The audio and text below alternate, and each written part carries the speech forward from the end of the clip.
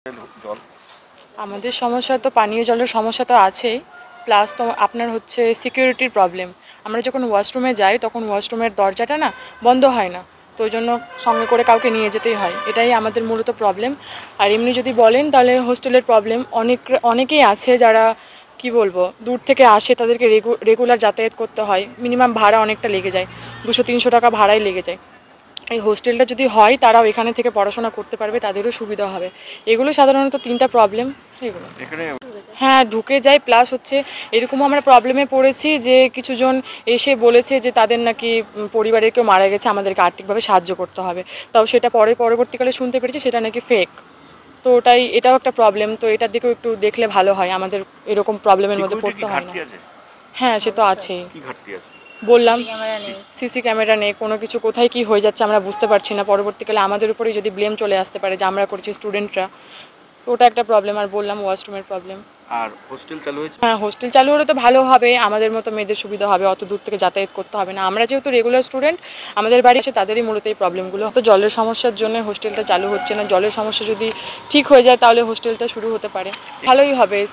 CC ক্যামেরার দরকার আছে, নানা রকম মেয়েদের প্রবলেম হচ্ছে, আমরা কোথাও দাঁড়াতে পারছি না, কোনো রকম কোনো প্রবলেম হয়ে গেলে তখন কি হবে, স্টুডেন্টের উপরে ব্লেম হবে। সিকিউরিটি গার্ড যদি বাড়ায় তাহলে বাইরের যারা অচেনা মানুষ তারা ভিতরে প্রবেশ করতে পারবে না, এদিকে একটু নজর রাখতে হবে। তো সিকিউরিটি বাড়ালে অবশ্যই সুবিধা হবে, সেটারও ঘাটতি আছে। তোমার নাম? আমার নাম ঈশা হালদার, কোন ক্লাস? আমি সোসিওলজি ডিপার্টমেন্ট। বর্তমানে ইউনিভার্সিটিতে সবথেকে বড় যেটা সমস্যা সেটা হচ্ছে হোস্টেল সমস্যা। সমস্ত ছাত্রছাত্রী যারা বাইরে থেকে আসে, কারণ ইউনিভার্সিটিতে তো বেশিরভাগ সব বাইরে থেকে পড়তে আসে, তো যারা আসছে পড়তে তাদের একটাই মূল সমস্যা তারা জানাচ্ছে, সেটা হচ্ছে হোস্টেল সমস্যা। তারা হোস্টেলে ফর্ম ফিল আপ করেছিল, তো সেটাও ইউনিভার্সিটি কর্তৃপক্ষ বলেছে যে হোস্টেল চালু হবে, কিন্তু এখনও তার কোনো সাড়া নেই, কোনো রেসপন্স নেই। তো যারা ফর্ম ফিল আপ করে বসে আছে তারা বাইরে বিভিন্ন জায়গায় ঘর ভাড়া মেস ভাড়া নিয়ে থাকছে, প্রচুর টাকা খরচ হচ্ছে। তো এইভাবে তো জানানো হয়েছে ইউনিভার্সিটিকে, তো তারা বলছেন সেটা হচ্ছে জলের সমস্যা আর সিকিউরিটি সমস্যা। তো আমরা চাইবো ইউনিভার্সিটি কর্তৃপক্ষের কাছে যেন এই জলের সমস্যা আর সিকিউরিটির সমস্যা অতি শীঘ্রই যেন ওনারা সলভ করে দেন, কারণ আশেপাশে এখন যা পরিস্থিতি, বাইরের বহিরাগত ছাত্রছাত্রীরা কলেজে ঘোরাফেরা করছে, তো আমাদেরও একটা নিরাপত্তা নিয়ে একটা প্রশ্ন থেকেই যাচ্ছে। তো আমরা চাই ইউনিভার্সিটি কর্তৃপক্ষের কাছে যেন অতি শিগগির এই হোস্টেল আর এই সিকিউরিটি যেন ঠিকঠাক করে দেন, এই আশায় আমরা রাখছি। ওটা গত বছর হয়েছিল সম্ভবত, ওই একটা মেয়েকে একটা বহিরাগত ছেলে এসে আক্রমণ করেছিল। তো আমরা চাই যেন এরকম আর ঘটনা যেন দ্বিতীয়বার না ঘটে, তাই জন্য যেন সিকিউরিটির যেন সবথেকে স্ট্রং থাকে আর হোস্টেলটা যেন চালু থাকে, এটাই আমাদের দাবি। আমার নাম দীপ কুমার ঘোষ, আমার সেকেন্ড সেমিস্টার ম্যাথামেটিক্স। এখানে পানীয় জলের সমস্যা আছে, এখানে বহিরাগতরা চলে আসে অনেক সময়, দিয়ে সিকিউরিটি গার্ডের দরকার, দিয়ে আমাদের পানীয় জলের প্রবলেম, দিয়ে হোস্টেলেরও প্রবলেম, অনেক দূর থেকে সবাই আসে। তারপরে গিয়ে হোস্টেল হলে গেলে আমাদের সুবিধা হবে, যারা বাইরে থেকে আসে তারা এখানে হোস্টেলে থাকতে পারবে, পড়াশোনা করতে পারবে। আর হচ্ছে যে আমরা যে বিল্ডিংয়ে থাকি সেই বিল্ডিংয়েও পানীয় জলের খুব সমস্যা, আমরা লাইব্রেরি থেকে জল নিয়ে আসি, আর এখানে তো লিফটেরও কোনো ব্যবস্থা নেই, আমরা এমনি সিঁড়িতে উঠে যেতে হয়।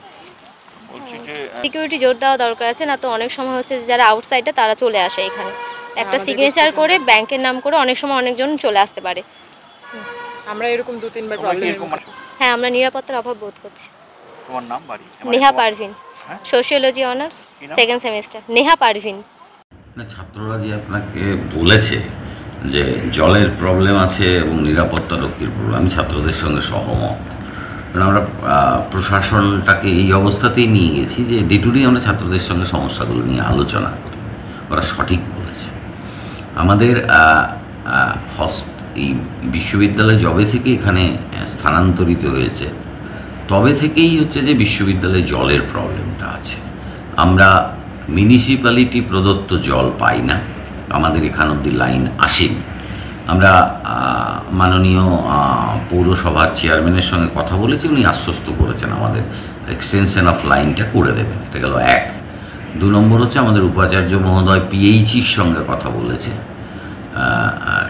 তারা বলেছেন যে আমাদের এই গোটা বিষয়টা তারা টেক ওভার করেছেন, যে যেমন ধরুন এখানের পানীয় জলের জন্য আর্সেনিকের প্রাদুর্ভাব কতটা, কারণ বাংলা মানে এই আর্সেনিক প্রবণ জোন, তারা জল পরীক্ষা করে গেছেন, তাদের ইঞ্জিনিয়ার পাঠিয়েছেন আমাদের এখানে, তারা সার্ভে করে গেছেন, তারা ডিপিআর মানে প্রপোজড কত টাকা খরচ হবে ইত্যাদি হবে এটা জানতে চেয়েছি আমরা ওনাদের কাছে, এবং ওনারা খুবই সাহায্য করছেন। ওনারা জলের জন্য কি খরচ এবং কি কি মানে প্রয়োজন, যা যা প্রয়োজন, যে পদ্ধতিতে জলটা পরিশুদ্ধ হবে তার জন্য যা যা খরচ কোন লোকেশনে হবে সবটাই ওনারা দেখে গেছেন, এবং আমরা আশা করছি এই সপ্তাহের শেষে বা সামনের সপ্তাহের শুরুতে ওনারা ডিপিআরটা দেবেন। আমরা আমাদের উচ্চশিক্ষা দপ্তরের সঙ্গে আধিকারিকদের সঙ্গে কথা বলে এসেছি এবং তাদের অনুরোধ করে এসেছি যে আমাদের জলের প্রয়োজন। তারা খুবই সদয় গোটা বিষয়টাকে নিয়ে, এবং আমরা ডিপিআরটা জমা দিতে পারলে ওনারা যে অ্যাডমিনিস্ট্রেটিভ অ্যাপ্রুভাল এবং ফিনান্সিয়াল অ্যাপ্রুভালটা দেবেন। আমরা তাদের কাছে আবেদন রেখেছি যে আমাদের সামনের 15 বছর নয়, সামনের 30 বছরে কী ধরনের জল লাগতে পারে, বা বিশ্ববিদ্যালয় আরও কলেবরে বাড়লে কতটা জলের প্রয়োজন হতে পারে, সমস্তটা আমরা অ্যাসেসমেন্ট করিয়েছি, অ্যাসেসমেন্ট করিয়ে জমা দিয়েছি পিএইচিকে। পিএইচি ডিপিআর করে দিলে আমরা সামনের সপ্তাহে আমাদের আবেদনটা জমা দিতে পারবো উচ্চশিক্ষা দপ্তর, এবং আশা করছি তারাও দিন 15-20-র মধ্যেই ওনাদের অ্যাপ্রুভালটা দিয়ে দেবেন, আমাদের কাজ শুরু হয়ে যাবে। তাতে নিরাপত্তার একটা সমস্যা বহুদিন ধরে চলছে, সিকিউরিটি সার্ভিসটা আজকের নয়, এটা দীর্ঘদিনের। আমরা এটা থার্ড পার্টিকে দিয়ে করাই, তাদের আবার অনেক ধরনের সমস্যা হয়েছে, তারা নিজেদের কোম্পানির নাম চেঞ্জ করেছে, এই মাসেও আমাদের তাদের দিতে গিয়ে অসুবিধে হয়েছে, তাদের টাকা পয়সা মেটাতে গিয়ে অসুবিধা হয়েছে। তারা ততটা ভালোও নয়, আমাদের যারা নিরাপত্তা রক্ষী আছেন তাদের সঙ্গে ততটা ভালোভাবে এটা ড্রিলটা করেন না।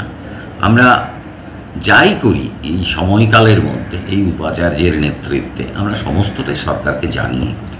আমরা সিকিউরিটি সিস্টেম চেঞ্জ করার জন্য এবং নতুন করে সিকিউরিটি নেওয়ার জন্য আমরা আবেদন জানিয়েছি। তারা অনুমোদন দিলেই আমরা নতুন সিকিউরিটি সিস্টেম করার জন্য আমরা কাগজে অ্যাডভার্টাইজমেন্ট দেবো, এবং তারপর যেভাবে পদ্ধতি মেনে হয়, সরকার যে পদ্ধতিতে করতে বলেন সেটাও আমরা হয়। আমাদের সিকিউরিটি অফিসারের খুব প্রয়োজন, এটা সরকার অনুমোদিত পোস্ট, কিন্তু আমাদের বিশ্ববিদ্যালয়ে কোনো কারণে সেটা নিয়োগ করতে পারেনি। আমরা সরকারকে আবেদন জানিয়েছি যাতে আমাদের সিকিউরিটি অফিসারটা নিদেন পক্ষে দিক, কারণ এখানে ছাত্রীদের হোস্টেল আছে, ছাত্রদের হোস্টেল আছে, এবং তারা যেহেতু আমাদের এখনও আমরা করে উঠতে পারিনি ক্যাম্পাসের মধ্যে শিক্ষক বা যে আধিকারিকদের থাকার ব্যবস্থা, সুতরাং বিশ্ববিদ্যালয়ের ক্যাম্পাসে একজন সিকিউরিটি অফিসার 24 আওয়ার্সের ভীষণ প্রয়োজন। এটা আমরা চেষ্টা করছি, সরকার অনুমতিও দিয়েছেন। আমরা এবার পরবর্তী এক্সিকিউটিভ কাউন্সিলের মিটিংয়ে বিষয়গুলো নিয়ে আলোচনা করব, এবং আমরা যে পদ্ধতিতে আছে এগোবো। আমরা যে কাজগুলো করছি সেগুলো যে ছাত্রদের না জানিয়ে করছি বিষয়টা নয়, আমরা ছাত্রদের সঙ্গে আলোচনা করেই করছি। তাদেরকেও হোয়াট ইজ দ্য প্রসিডিওর বা আমাদের স্ট্যাটাসটা কী এটা সবসময়ই জানিয়েই আমরা করি, কারণ ওরা একটা বড় পার্ট বিশ্ববিদ্যালয়। আমরা দুটো বিষয়কে নিষ্পত্তি করতে পারলেই আমরা হোস্টেল চালু করে দেবো। আমরা ফর্ম নেওয়ার বিষয়টাকেও এগিয়ে রেখেছি, আবেদনও ছাত্রছাত্রীরা জমা। কত ক্যাপাসিটি আছে আমাদের? 150-300 150 ছাত্র, 150 ছাত্রী।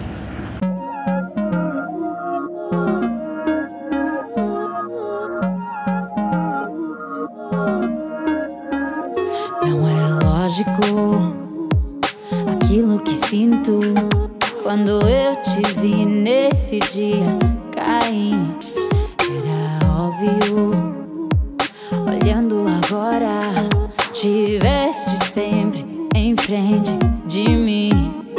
E até que enfim, quem diria que o mundo ia estar aos meus pés? Encontrei em mim essa magia que cada deseja. Será que o vento te fez chegar aqui? Não sei. Jewelers Money, B. Dash and Sons Jewelers.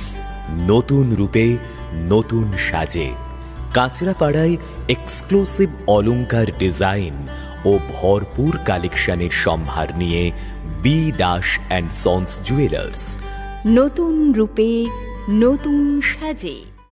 নতুন রূপে নতুন সাজে এবং আরো বড় পরিসরে চলে এলো দি বেঙ্গল ধাবা। হ্যাঁ, ঠিক শুনেছেন, কাঁপা কল্যাণী এক্সপ্রেসওয়ের ধারে অত্যন্ত সুনামের সঙ্গে চলছে দি বেঙ্গল ধাবা। এখানে রয়েছে 7000 square feet banquet, conference hall, family lounge, bar, rooftop lounge. এছাড়াও এখানে রয়েছে ইন্ডিয়ান, চাইনিজ, কন্টিনেন্টাল সহ মাল্টি কুইজিন রেস্টুরেন্ট। তাদের নতুন সংযোজন চাম্পারান মাটন, সাথে সন্ধ্যায় খোলা আকাশের নিচে চা অথবা উপভোগ করুন দারুণ দারুণ ইভিনিং স্ন্যাক্স। তাই আর দেরি না করে দেশ বিদেশের নামি দামি সুস্বাদু খাবার খেতে আজই চলে আসুন দ্য বেঙ্গল ধাবায়।